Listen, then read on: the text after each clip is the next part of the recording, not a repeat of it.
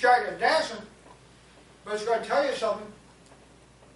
That you and I have to shut our mouth when something goes matter. Who was it? One of the country singers years ago. I fall to pieces. That's the fine. What was it? Every time you mention your name or something? I fall to pieces. Somebody said his name and I fell to pieces. Oh my God. So say that. We can fall to pieces over the stupidest stuff.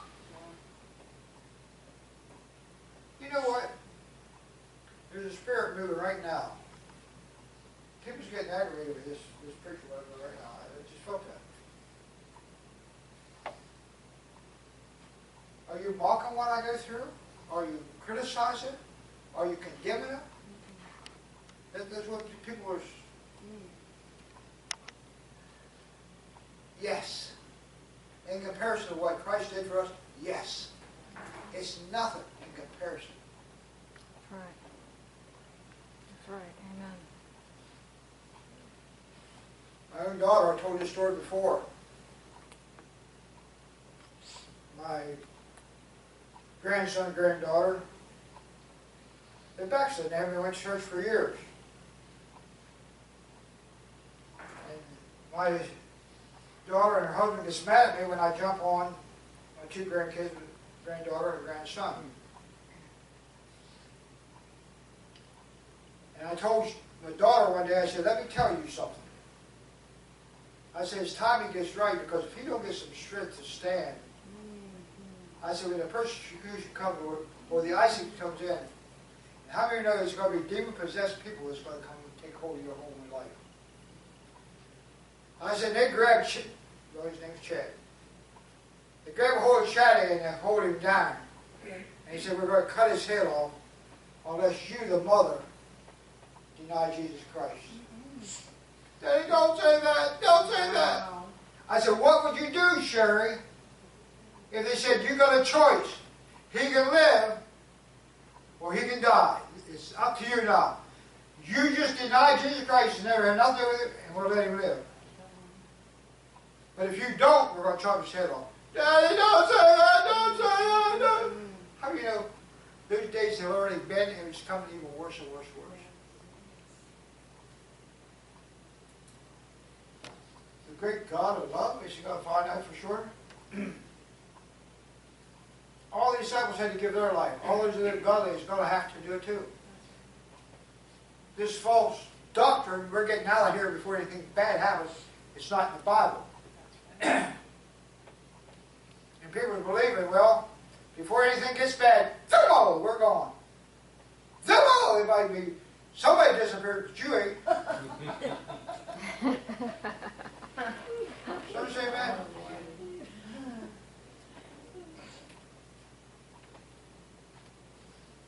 I told Brother Ron, he's from North Carolina, about a preacher that asked me to come preach down in North Carolina years ago. He was to preach a whole week. Pentecostal holiness. Called me and told me he really wants revival. God's asking, do you want it 3 times? That's why I called you. Preacher started on Sunday morning and finish up the next Saturday night. We're going to have a great big picnic on that Saturday night. He preached 3 services. The Lord told me to write the prophecy on a napkin. I called you to be a shepherd, but you're not a shepherd, you're a hireling, because you listen to the voice of the sheep. Drive my servant out to save turn you 1 year and drive you out. Make a long story short, the point I'm trying to get to is this. When he called me into his office and said, we've got to close this revival, he said these words, you got my people scared to death with your preaching. They're not used to that kind of preaching. I said, have I been preaching the Word of God? He said, you truly have been. I said, what have you been preaching? Wow. See, people don't want to hear straight as it is. Somebody say amen. Right. They want something to make them feel good. Right. But we've got to warn them and warn each other. Come on, talk to me here. That's right. That's why you've heard me say through the years, I've actually took my right hand and grabbed my left hand and said, hillbilly, you're going to straighten out whether you want to or not. The Bible says you're going to command yourself. I don't feel like going to church. So what? Right. I could have been a holy roller real easy while this service is going on. Brother Dave called on what I'm talking about. I could have just went home and said holy, holy, holy and rolled over. Somebody say amen.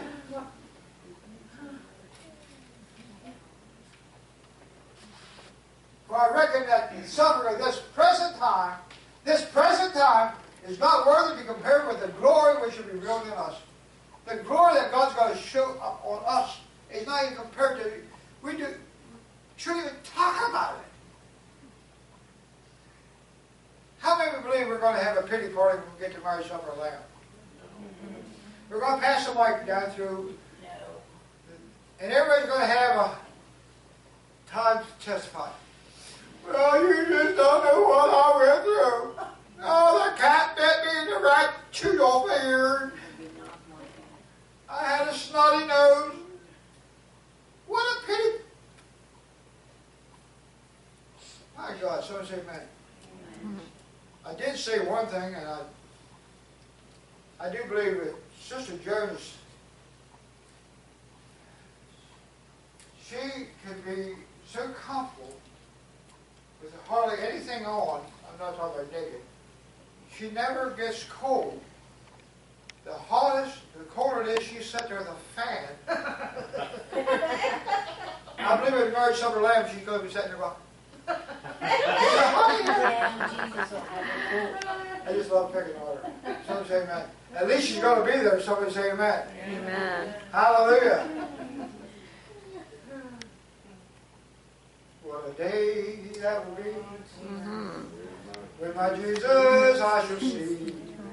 When I look upon his face. The one that saved me by his grace. And he takes me by the hand of God. And leads me to the promised land. What a day, glorious day, that will be. So is amen. There'll be no war pain, no sickness there, no heartache, or whatever it is. So say amen. And I want to sit around and say, Brother Dave, I feel a pity party coming on. And I just want to sit here and tell you all my troubles. On Hee-Haw. Remember Hee-Haw? Yes. If it wasn't for bad luck, I'd have no luck at all. So say amen. Everybody loves to give their testimony of the pain and suffering. Paul tells his, in part in the Bible, how he's shown shipwreck, prison, all these kind of things. But he didn't stay there. Somebody say amen. 23rd Psalm. Yea, though I walk through the valley of the shadow of death, I'll fear no evil, for thou art with me. You don't have to stay there, so say amen. Amen. I got it. Next verse.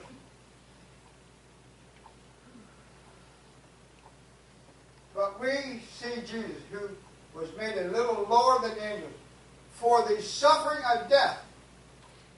Jesus took the suffering of death. Then it says, crowned with glory and honor, that he, by the grace of God, should taste death for every man. He took our death penalty. Amen. You know, it's easy to give our life, well, it might not be easy, but it should be a whole lot easier to give our life for someone that we love, one of our family members, than somebody that hates us. But he did. How many of you ever get so aggravated with somebody you like a whack-a shot? Yes. That's honest people. We've got two honest people here. How many of you ever got so mad at somebody you like a whack-a? Could you just raise your hand and let me see you show here? Yeah.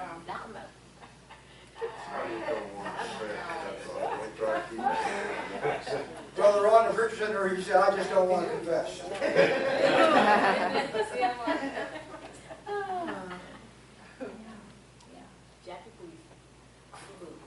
Sister Cookie, she better whack somebody out right now.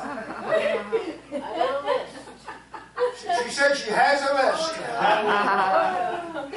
How many know it's easy to get upset with somebody, but listen to me. Please listen to me. For God so loved the world, them. That we've got to pray for them too. Father, forgive them, for they know what they do. Can you thank God that somebody prayed for you? Amen.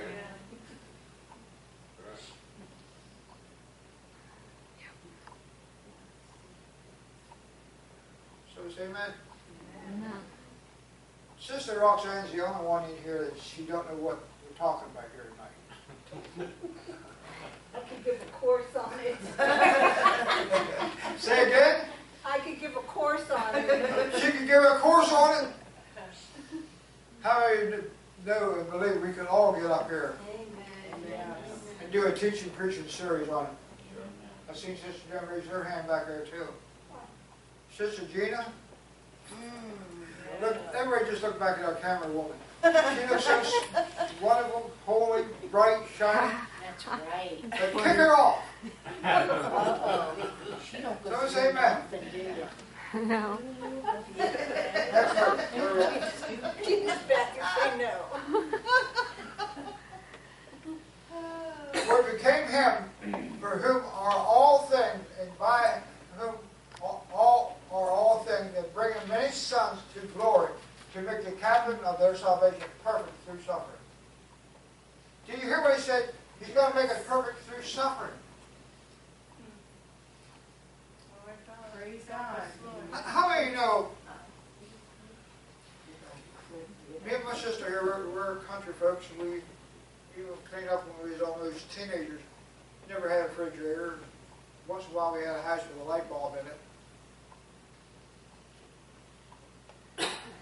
No gas stoves, wood stove, we'll cook wood stove, ate groundhog or anything to get a hold of. And life is hard. But you know what? When we did get to the store and get a soda, we appreciated it. Anybody know what I'm talking about? Yes. When Mom was sending off the Spiegels catalog once a year, and get us our clothes, we appreciate it. Mm-hmm. Yeah. I appreciate so much that when a string would come off of one of my fuzzy shirts, I appreciate so much I did not want to lose the string. I ate the string. Appreciation of what my mother had to do just for me. When she fried those potatoes in that old black frying pan, I'd take and scrape the sides of these little, little what you might call potato chips, and ate them all. Take onions and stick them in the old cook stove and let them get mushy, and we'd eat onions. Mom would bake bread and make 3 little loaves of bread and give us each one little loaf of bread, and we'd run outside and pull up garlic and put it in the bread. We appreciated it. We're so ungrateful that we're not appreciative of what we have. But the time's coming that suffering is going to take place worse than ever. Yes. Amen. It isn't people prepared for suffering, no.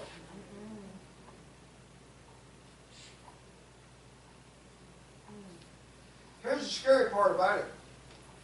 I am so scared for the so-called body of Christ, the true Christians, and everybody in this way, that do not stand strong.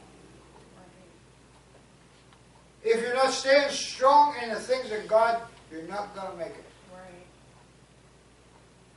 And as much as I hate to say it, if it comes down to 666, the majority of the so-called church is going to take 666. I seen, when I first got saved, this came back probably in 1979, 80, 81, just before they ever went to, they showed us a film from the moon and so forth. I was like caught up, clean up to where the moon was. I seen the earth as a green globe. And I could see down the earth. I could see a line come across the earth. And all of a sudden I came down like so-called halfway down, I could still see this line, and then it came down a little bit closer. And all of a sudden, I could see an angel. He had his left foot on this side, his right foot on this side, had his left foot pointing down, his right hand pointed up, and the whole line of people was coming to him. And the Lord spoke to me and said, this is his church. And as they came to the angel, 2/3 of the church went to hell. 1/3 went to heaven.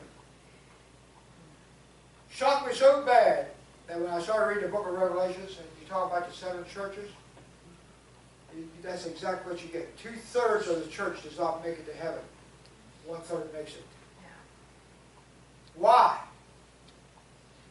Jesus, I'm going to sum it up with this here. He says, the sower went out to sow the seed. And as he went, some fell by the wayside. Some seed fell out of the bag just happened. But the birds of the air, they came and devoured it up quickly. Some fell on stony ground. Some fell on other ground that had a little bit of soil. They all began to grow, but because they had no root, they withered away. One group says that they was choked out. 4 things.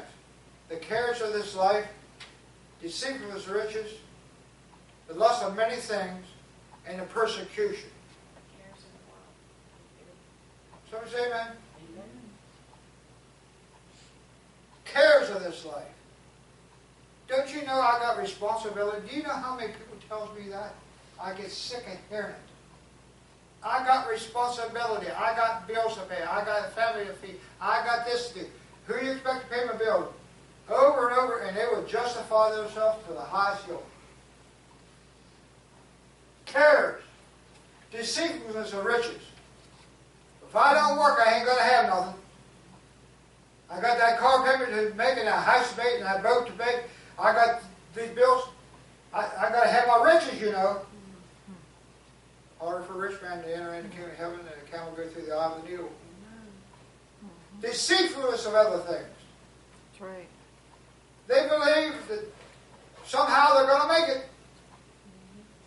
Deceitful this way. God is so much love that if you had called his name to be saved, you're once saved, always saved. Then the other group is persecution. You mean you go to a church where that pastor tells you do's and don'ts? Yeah, I do. What is the matter with you? Don't you realize you're being brainwashed? When he gets up there and tells you you're not allowed to do this, you're not allowed to do that, you're being brainwashed, so they say. But my Bible says, thou shalt and thou shalt not. That's right. Amen. But when you go to a church where whatever flips your boat, honey, do it. Jesus was speaking that parable.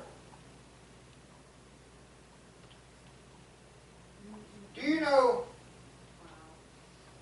when you and I get together, we come together like this here. We ought to be so giving to one another.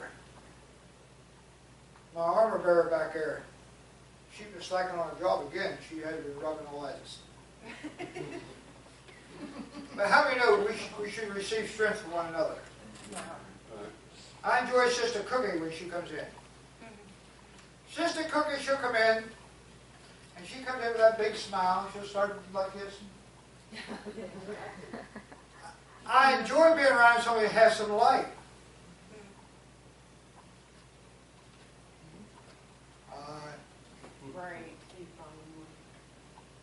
Pray for me. Devil's really been beating on me. I just pray. I love the Lord with all my heart, but just pray for me. Victory in Jesus. Right. Come on. It's true. It's dangerous to ask for a testimony in most churches. Because you're going to hear the biggest whimpering party you ever heard in your whole life. They want to tell you how they suffered.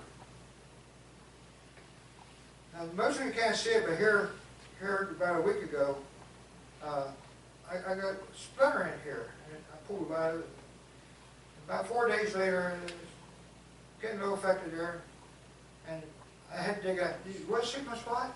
Want to see this here? Come on, don't turn your head, Brother Ron. Look at that. You don't want to see where I was hurt? Come on. It's horrible. It's horrible. My wife gets mad when I say this, but I'm going to say it anyway. When you all start to get out your family pictures and you want to start to show me your kids, please put them away. I don't care less. Oh, that's a shame. I'm going to be honest with you. You see one baby, you see them all. Someone say amen. Someone say amen. Cat, rat. Hallelujah.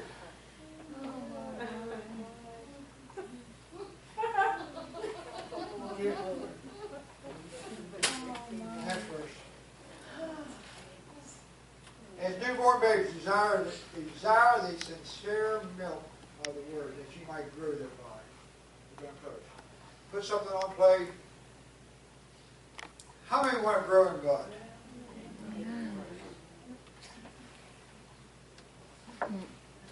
We're facing some hard times here in this ministry. Put something soft on. How many of you honestly believe that the devil does not want this ministry to go forth?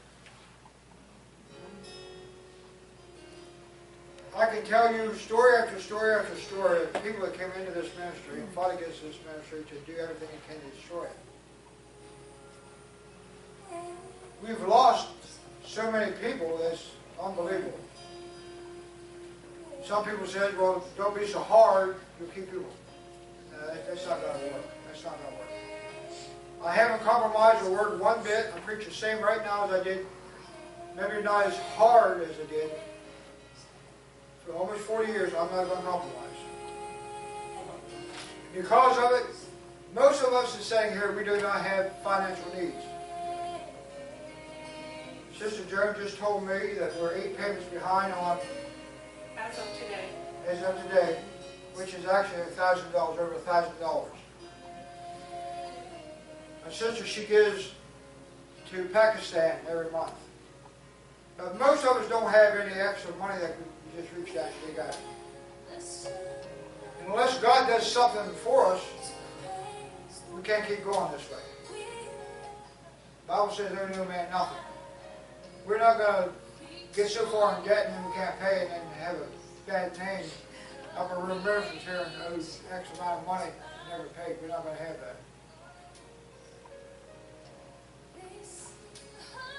If I have to, as much as I hate to do it, we'll close Sunday night service. Bam. That's it. We'll still go out to the Old Country Buffet and have Bible study.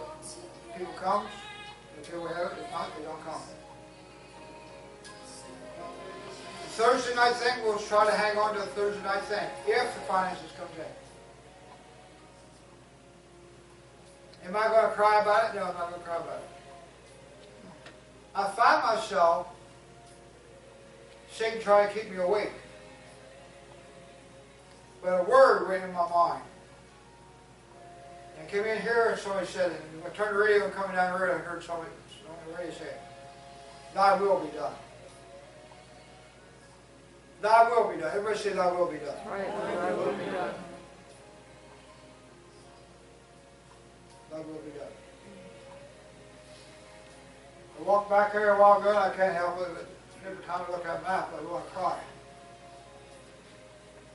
I walked back again and laid hands on India again and took my whole hand down across it. My heart is for one thing only. The nations. People. For God so loved the world, the nations.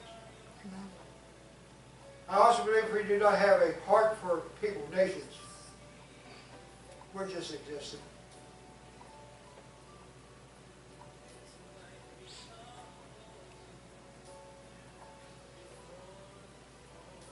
If I would sell something tomorrow for $1 million, and and I could give to this ministry here, I would not give 1 cent. Why? I've never gave 1 cent in all the years we've had the ministry. 11, going on 12 years, whatever it is. Because God spoke to me many years ago. From this day forth, send all your tithes and offerings unto Israel. Wings of eagles. Bring the Jews home. Then he said these words. Send all your tithes and offerings there to wings of eagles until I tell you otherwise, and don't expect me to tell you otherwise. I will not give 1 nickel for this. You know why? God said not to. 1 measly nickel. If God tells you to give someplace else, you give someplace else. If He tells you to give a nickel here, you give a nickel here. If He says don't put no more in it, don't put no more in it. If God's in it, it'll go. If God's not in it, it won't go. We have something to pray about it. And I want you all to close it this way here. Thy will be done. Someone say amen. Amen. It hurts my heart to think that we'd have to lose all these different places. Brother Michael, Brother Dave reaching out and the ministry and so forth, and people have come and us and us. My brother, before he passed away, he got so upset because churches closed Sunday night service. He said this to me before he got real bad with cancer. Jim, these churches close doors. No church Sunday night. That's not right. I said, well, what do you mean it's not right? What if somebody like me, Sunday night, really wanted to get saved? I could go to a church and get saved. What am I going to do? How many of you know that's sad? Because believe it or not, Amen. we won't be here. There'll be people come to these doors. Where are they at? The Old Country Buffet, Brother Ron can tell you about that. When out there, we wasn't there. We was at the Chinese place. Couldn't get a hold of him. But it's shocking you're not there. But how many know we've got to do our part? That's my case. But we're going to suffer. And I want to tell you this. If you don't want to suffer as much, I'm not saying any other good churches, but you want the suffering to let up off of you, start going to some of the so-called casual churches, and you won't go through the hell you're going through. But if you're part of this, you're aiding and abetting the work of God. You put a nickel in here, you're aiding and abetting this to go forth. And you're asking for a hit of Satan. Now, if you can't handle that suffering, this place is not for you. Someone say amen. I want to close with these words, talking to the public wherever you might be. We love you. We love you. I can see so many of you sitting on the sofa. See a woman sitting there right there with your right leg stretched out and all that rubber gauze stuff wrapped around your leg. You see, Brother Humphrey, if I just had another chance, I'd get up off this sofa and I would go to church. And I'd find a good church. In Jesus' name, Lord, heal her. I'd go to church here. Get her up. Use her for your glory. In Jesus' name. There's a fellow named Bill. Bill, you served God mightily many years ago. But you feel like your failures, your so-called sin, you're not fit to be a king of heaven.